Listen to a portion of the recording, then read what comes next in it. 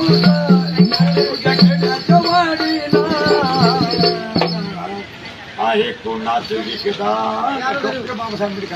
एक पोट भरण्यासाठी व्यक्ती बाबासाहेबाचं गाणं म्हणत आहे.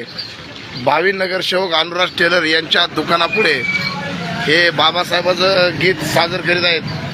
हा म्हणा गाणं बाबा.